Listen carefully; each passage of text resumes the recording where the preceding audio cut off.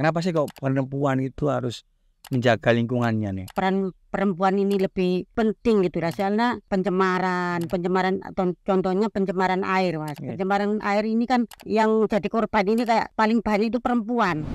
Ngobrol lingkungan hanya di Anjang Sono. Assalamualaikum warahmatullahi wabarakatuh. Sugeng Rawo di podcast Anjang Sono. Ini adalah podcast terbaru dari Ekoton Foundation yang mengunjungi perempuan-perempuan hebat yang berjuang untuk lingkungannya, untuk keluarganya, dan untuk Kali Berantas. Saya Brigjen Sandi. Kali ini kita akan ngobrol asik dengan seorang perempuan penjaga lingkungan di Desa Lakardowo. Tidak lain dan tidak bukan, dia adalah Bu Sutama. Selamat sore Neng Sutama, apa kabarnya? Selamat sore, kabar baik, Mas. Ya. Alhamdulillah sehat. Alhamdulillah sehat. Saya ini sudah ketemu Neng Sutama hampir kurang lebih 9 tahun. Jadi 9 tahun yang lalu saya bertemu dengan Sutama terkait dengan mungkin saya bisa cerita, Neng. Kenapa kok kita bisa bertemu? Apa yang mempertemukan kita? Gitu, Neng. Iya. Saya mau bercerita ya. Iya, cerita mau Neng. Awal ketemu sama Mas Prigi Arisandi Ekoton ini ya terkait dengan keberadaan perusahaan PT Pria yang namanya PT Pria Putra Restu Ibu Abadi yang mengelola limbah B3, tetapi di PT Pria ini limbah itu tidak dikelola, tetapi banyak yang ditimbun. Jadi warga ini kayak udah merasakan dampak. Jadi kami mau minta tolong ke siapa. Jadi ada yang memperkenalkan kami sama Mas Prigi Arisandi Ekoton itu awal mulanya itu. Ini kan ada pertanyaan, kenapa kok ya sampean banyak perempuan ya, ibu-ibu di sini, kemudian kok ada niat ada kepinginan untuk menjaga lingkungan. Kenapa sih kok perempuan itu harus menjaga lingkungannya nih menurut sampean?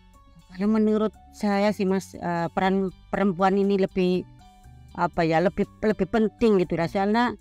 Kayak pencemaran atau contohnya pencemaran air, Mas. Pencemaran air ini kan yang jadi korban ini kayak paling banyak itu perempuan. Soalnya perempuan ini setiap hari ini kayak masa itu kan butuh air, kayak nyuci baju, nyuci pakaian, mandikan anak-anaknya gitu kan pakai air. Jadi perempuan gitu loh. Siram-siram juga nih. Siram-siram juga gitu. Jadi kayak kalau menurut saya sih peran perempuan ini lebih utama gitu loh. Jadi memang kalau kita bicara air dan perempuan itu nggak bisa dipisahkan. Nggak bisa dipisahkan gitu. Jadi memang yang paling terdampak adalah perempuan. Kalau ada apa-apa terkait dengan air. Apalagi tadi Ning Sutama di awal cerita tadi kan pabrik Pria ini menimbun limbahnya nih, limbahnya. Terus bahkan juga ada timbunan limbah B3 di rumah-rumah warga. Terus efeknya apa nih gitu sampai cari kemarin? Efeknya kemarin ya kayak rumah yang ada timbunan, kayak saya kan setiap minggu ini kan mengukur kualitas air, Mas, di rumah-rumah warga gitu. Jadi kayak pakai alat TDS itu loh, Mas, pakai alat TDS. Jadi jadi kami tuh tahu TDS sumur ini sudah tidak layak dipakai kayak gitu. Jadi rumah yang ada timbunan ini TDS-nya itu lebih tinggi dari rumah yang nggak ada timbunan. Neng, aku sih nggak ngerti TDS. TDS itu apa sih nih? TDS itu total dissolved solid. Total dissolved solid. Tegasnya apa nih? Total dissolved solid ini ya contohnya kayak logam-logam berat yang berlarut dalam air gitu loh, Mas. Iya. Ada sulfat, mangan, seng kayak gitu contohnya. Jadi parameter itu loh, Mas. Iya. Itu sangat tinggi semua. Tapi kalau sekarang bukan rumah yang ada timbunannya aja, soalnya kan sudah beberapa tahun PT Pria itu. Jadi setiap rumah ini saya ukur kualitas airnya, TDS-nya ini udah tinggi semua, Mas. Ada yang 1350 ppm, ada yang 1.600, ada yang 900 gitu. Standar itu berapa Neng? Kalau standar sih 500 ke bawah. Jadi standarnya itu TDS nggak boleh lebih dari 500 ppm. Ya. Tapi faktanya di Lakardowo ini sekarang itu hampir semua sumur itu iya. 900, 1.500, 1.600 ini jauh di atas. Jauh di atas standar. Meneliti itu bukan dari Indonesia aja loh Mas. Dari luar negeri juga. Penelitian di sini nggak hanya orang lokal, tapi orang mancanegara. Dari mana nih? Dari Italia, dari Belanda. Banyak sih Mas dari mancanegara yang datang ke Lakardowo. Luar biasa. Sampai tak kenal berarti nih ya? Ya. Yang enggak sih enggak semua tahu. Tapi itu nih, naik sampean dengan kesibukan itu kan sebagai ibu kan, ibu rumah tangga kan mesti yang ngurus anak, ngurus bojo, ngurus sawah, terus ini ngukur-ngukur. Ini gimana Neng? Kenapa sampai ngatur waktu antara bagi waktu untuk pekerjaan di rumah, terus untuk kegiatan mengukur tadi itu gimana caranya Neng ngukur nih? Membagi waktunya? Kalau saya sih kalau membagi waktu nih gini Mas, kalau pagi ini kan warga ini belum ada yang di rumah Mas. Jadi kalau ngukur kualitas airnya warga, kalau pagi hari kan nggak ada orang, jadi saya bagi waktu ini. Kalau pagi saya ke sawah dulu, habis itu pulang istirahat dulu, habis istirahat ke rumah-rumah warga Mas. Jadi ngukur TDS itu tadi gitu. Itu cara membagi waktu. Nah, terus kalau kayak membagi waktu ke keluarga gitu ya. Ya itu tadi pokoknya yang penting kan keluarga itu udah dipenuhi kayak makannya, terus sudah dibikinin, suami udah dibikinin kopi, itu kan udah tugas keluarga tuh kan, anak-anak sudah pada gede juga. Oke, jadi pagi ke sawah, terus persiapan untuk kebutuhan di rumah, terus siang kemudian kapan nonton shopping, kemudian nonton sinetron kapan? Nggak ada. Kalau shopping sih nggak pernah Mas. Karena shopping kan butuh uang. Jadi minimal tidak ada masalah ya. Jadi bisa semua terbagi gitu ya. Iya. Jadi tidak ada yang sia-sia gitu. Semua sudah terbagi. Terus ini nih baru-baru ini kan ada problem ini, ada pencemaran ya. PT Pria ini kan katanya mengeluarkan limbah putih gitu. Itu gimana ceritanya nih? Mungkin bisa ceritakan ke pemirsa podcast Anjang Sono ini nih. Nah, waktu itu kan bulan puasa kemarin. Bulan puasa kemarin itu kalau tanggalnya sih mungkin tanggal 7 kalau nggak salah itu Mas. Itu jam 2:30 itu kan ada seorang perempuan gitu, orang warga dusun Kedung Palang itu kan mau ini ngambil pakan kambing. Waktu itu kok melihat ada cairan putih di Mas namanya? Buangan gitu, saluran air. Iya, di saluran air terus mengalir ke sawah-sawah gitu. Terus akhirnya si perempuan ini, si ibu ini pulang minta bantuan ke warga-warga yang lain. Lah waktu itu manggil Bu Suci, salah satu anggota warga Kedung Palang ini manggil Bu Suci minta tolong dilihat Bu, di sana ada ada cairan warna putih gitu loh. Akhirnya Bu Suci sama teman-teman sama warga yang lain ini datang ke lokasi itu waktu itu Mas. Ke lokasi itu akhirnya dicari Mas. Sumbernya ditelusuri sampai ketemu. Lah mentok di saluran PT Pria. Jadi mungkin teman-teman kita juga akan memberitahu, menginformasi kalau Bustama ini punya komunitas atau punya lembaga yang berbadan hukum namanya Green Woman, Gerakan Perempuan Lakardowo Mandiri. Jadi ada Bu Suci, ada Ningrum, ada Ifti, banyak nih. Ya, banyak perempuan. Itu berapa dusun yang ikut dalam kegiatan Green Woman itu? Di Lakardowo ini kan ada 5 dusun. 5 dusun. Jadi, setiap perempuan di 5 dusun ini ada yang mewakili gitu. Ada Kedung Palang, terus Sampai Gembol, Sumberwulu, Selang, Lakardowo. Jadi ada perwakilan perempuan-perempuan ya. Perempuan. Luar biasa teman-teman sekalian. Jadi Lakardowo ini daerah yang agak terpencil ya, jauh dari kota, tapi ibu-ibu di sini yang rata-rata mereka tamatan S3 ya. S3 atau S2? S1. Apa? SD. SD-nya rata-rata ibu-ibu di sini tamatan S1 atau SD. Tapi mereka apa ya, saking nemennya gitu loh. Iya, saking apa ya? Pencemarannya tuh. Iya, Mas. Makanya memberanikan diri nih ya. Makanya yang tamat-tamatan SD ini yang memperjuangkan, Mas. Kalau yang tamat-tamatan SS berapa itu malah nggak mau. Jadi malah sing pinter atau sing ngerti sekolah, sing pernah makan sekolah malah nggak ikut berjuang. Tapi teman-teman yang S1 atau SD ini yang kemudian aktif berjuang. Itu gimana nih? Habis itu kan apa? Dilaporkan ya ke Gakum atau ke gimana prosesnya? Iya, Mas. Waktu itu saya bikin surat, Mas. Saya bikin surat atas nama Green Woman juga. Saya kirim surat ke Gakum. Sampai 6 bulan loh Mas itu, Mas, baru dapat balasan.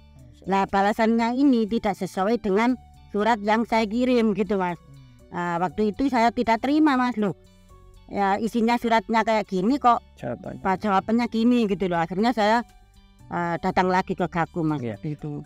Ya sering kali sih di Kementerian Lingkungan Hidup atau Gakum ini kayak nggak jelas itu loh. Jadi iya, kayak nggak jelas gitu. Membingungkan. Jadi kita yang sudah proaktif melaporkan, mengadukan, tapi responnya dari lelet. Jadi lelet tuh lamban. Jadi hampir tadi 6 bulan itu baru direspon. Itu pun kemudian tidak sesuai dengan harapan. Surat dengan apa namanya, surat jawaban dengan apa yang kita laporkan itu beda. Ini kemudian membuat Green Woman yang utama dan teman-teman melakukan apa yang saya lakukan setelah melihat ya saya datangin lagi ke kantor Gakum. Lapor ke sana.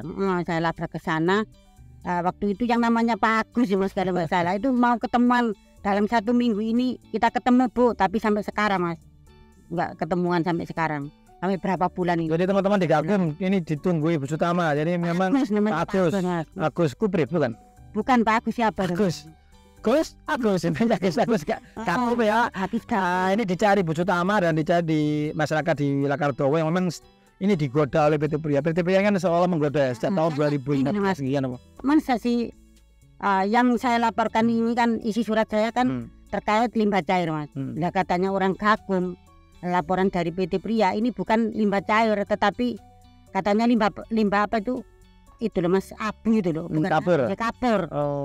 Apakah kapur itu bisa kayak cairan sampai masa kalau kapur ini kan limbah padat sih, Mas. Iya. Limbah padat masa bisa mencair sampai ke dusun-dusun beberapa desa. Iya. Bahkan katanya kan PT Pria ini memberikan rugi jutaan untuk satu kapur 5 juta nggak salah. Iya waktu itu. Waktu itu kan gini, Mas. Orang-orang yang sawahnya ini apa ya, kena limbah itu tadi. Ya khawatir kayak tanamannya tidak tumbuh gitu, tidak panen. Jadi daripada tidak panen ya minta ganti rugi aja. Sebenarnya tidak sesuai loh, Mas. Sebenarnya tidak sesuai dengan yang dilakukan PT Pria loh. Kayak denda segitu itu, minta ganti rugi segitu itu kan. Pemulihan lingkungan ini kan sangat iya. Harusnya lebih dari itu. Harusnya lebih dari itu. Apa namanya, ganti rugi itu ya tidak bisa memulihkan lingkungan yang sudah rusak. Yang sudah rusak. Neng, ini kan masalah lingkungannya di mana-mana. Apalagi kemarin itu pas debat cawapres itu kan masalah lingkungan nggak banyak dibahas itu nih. Nah ini kan sulit memang. Lah menurut sampean apa nih cara sampean untuk mengajak ibu-ibu orang di Lakardowo untuk berjuang untuk ngerti limbah B3 itu apa, itu gimana caranya nih agar supaya ibu-ibu Indonesia ini juga kalau ada masalah pencemaran itu bisa melakukan apa yang bisa lakukan, bisa berjuang gitu. Biar caranya mengajak itu. Kalau cara saya ya mengajak itu gini, Mas. Kami datangin ke rumah-rumahnya. Satu nggak perlu ya, mendatangi ibu-ibu ke rumah-rumah gitu, terus menjelaskan gitu, menjelaskan apa sih itu pencemaran, apa itu pentingnya lingkungan, apa itu pentingnya air gitu, terus apa itu dampak dari pencemaran itu Mas. Akhirnya kayak ibu-ibu itu secara tidak langsung sih, Mas. Secara tidak langsung itu belum paham sih waktu itu. Saya tuh nggak ngerti, katanya ibu-ibu saya itu nggak ngerti pencemaran.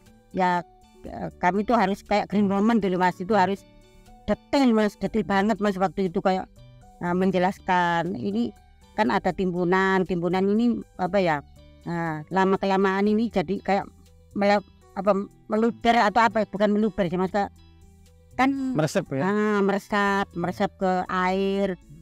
Terus lama-kelamaan nyampe ke sumur kita kayak gitu. Terus apa ya dampaknya ini ke warga, ke kulit kayak gatel-gatel kayak gitu Mas. Harus detail lah Mas sekarang macam apa.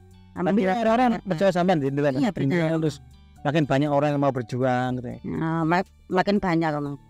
Nek menurut sampean dari sumber pribadi apa yang bisa merubah sampean kayak gini seperti sekarang? Kok gigi gitu nih?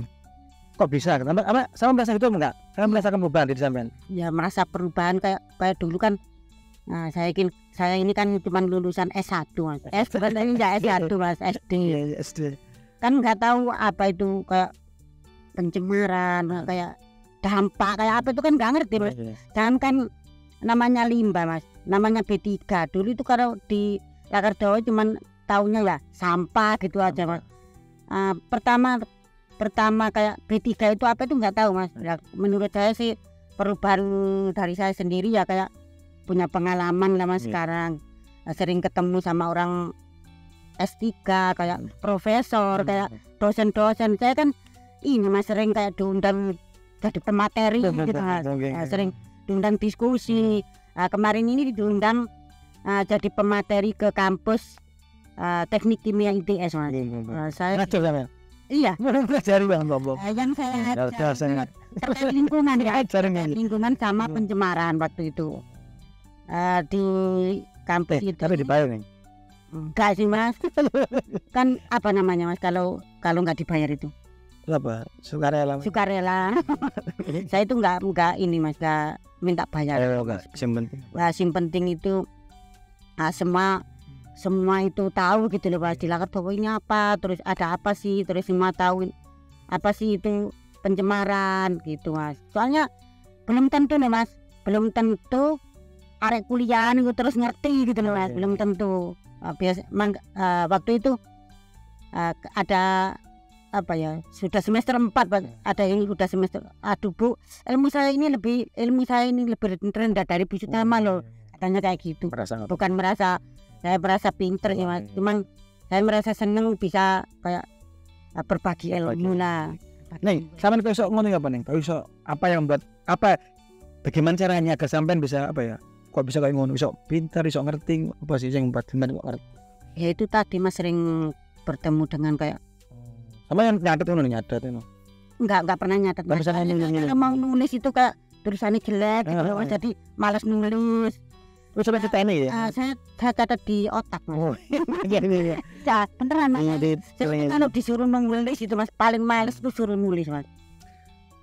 Gitu. Keren. Jadi mungkin untuk salah satu pujian Wong Kang Soleh kumpulono. Jadi mengumpul orang-orang yang ahli. Jadi disitulah mungkin yang Sutama ini banyak sekali berinteraksi dengan tadi dengan profesor, dengan ahli-ahli yang ahli pencemaran. Ahli bikin film, ahli komunikasi, sehingga kemudian itu transfer ilmunya dan kemudian itu dibagi dijadikan sumber pengetahuan ini. Terus itu Neng, ke depan ini apa yang ingin sampai lakukan ini agar ini menjadi lebih banyak orang lebih tahu? Mungkin. Kalau ke depannya sih masih tetap sih Mas, masih tetap kayak uji air sama meneliti bukan meneliti sih, mendata penyakit warga gitu loh. Di sini kan mulai bermunculan lagi Mas kayak gatel-gatel. Kayak kemarin itu saya dilaporin Bu Jumatin, teman Green Woman dari Gedung Palang. Itu titinya Mas. Itu masih umur 6 tahun. 5 tahun sih Mas seumuran itu saya Mas. Saya dikirimin foto. Kemarin tuh saya datengin ke rumahnya Mas. Itu kayak Begotok apa? Kayak kemarin kan itu mulai dari bayi Mas. Titinya itu. Anak bayi itu kalau nggak punya uang buat beli air kan manusia itu sering ketelatan uang gitu loh Mas. Jadi menurut Bu Jumatin ini sering dimandikan dengan air hujan. Itu. Nih, ini kan apa nih ya? Mimpi sampai apa sih? Mimpi yang sama kita. Sama kan kita ini kan sebuah kampung yang dulu pernah dicemari oleh pabrik ya. Sebenarnya mimpi sama ke depan apa? Mimpinya apa? Kalau mimpi saya ya semoga ini Mas, ada kasusnya Lakardowo ini cepat selesai gitu loh Mas. kasihan warga-warga, terus kasihan anak-anak yang kena dampak. Oh, mau ditutup apa atau gimana? Ya kalau ditutup sih Mas kayaknya berat sih. Tapi ya harusnya PT Pria kayak pemerintah itu nih Mas. Boyo diawasi sing temen gitu nih Mas. Boyo dicarno nek ono PT Pria melanggar itu harusnya dihukum. Melanggar apa ngoten lho Mas. Jangan cuman kayak dikasih verifikasi kayak gitu loh Mas. Kan kayak kemarin pengaduan saya di Gakum kayak gitu Mas. Cuman verifikasi aja. Harusnya iku iki melanggar meskipun iku jarine wong Gakum lah. Iku apa UTADW ta motor guling ta ya apa, tapi tetap ini melanggar hukum Mas. Masa betul nih ya sanksi ya. Ada efek jerah gitu. Ya kan cuman dikasih verifikasi cuman itu aja. Tapi sampean sudah itu nih ya. Mungkin apa nih saya bisa apa ya istilahnya itu pesan sampean lah untuk ibu-ibu atau perempuan-perempuan seluruh Indonesia atau seluruh planet ini yang apa kalau ada masalah pencemaran, kalau teraniaya lingkungannya itu mungkin saya bisa menyampaikan pesan ke ibu-ibu yang ada di seluruh dunia. Pesan saya ke perempuan-perempuan atau ibu-ibu di seluruh dunia.